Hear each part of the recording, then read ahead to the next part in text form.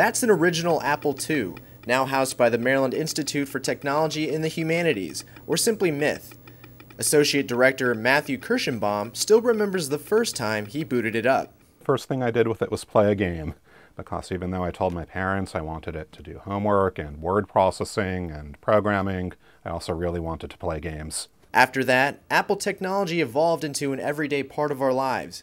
We use it to play music, call loved ones, surf the internet, and make movies. Even before Steve Jobs died, students were learning about him in computer history classes. Steve Jobs popped up almost every other sentence, and whether it was his technology or his influence on others, it seemed like we wouldn't be here. Try to imagine life if Steve Jobs hadn't existed. No iPods, no iPhones, no Mac computers. He even invented the first fonts for computers. I got iPhones right here, cracked. Look at that, peep it. How often do you use it? I use it all the time, it's my phone.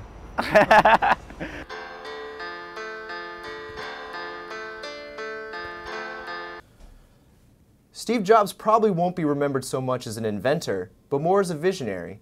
He often knew what the consumer needed, even if they didn't.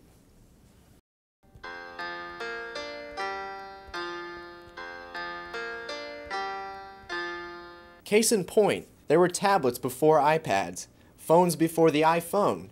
But that's partly why he was so innovative. He did things people thought were crazy and a waste of time. You know, an iPad.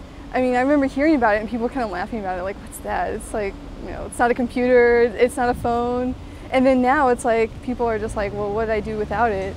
Jobs' passion seemed to flow from the computers to the users. And I said, well, why don't you just buy a new computer? He says, I spent $2,500 on this machine. I'm going to get every cent's worth out of it. Well, he'd been using it for 15 or 20 years anyway. You know, he'd already been using it forever. I think he probably is still using that computer today, his Apple II. And to think it all began with a college class in calligraphy and two guys in a garage.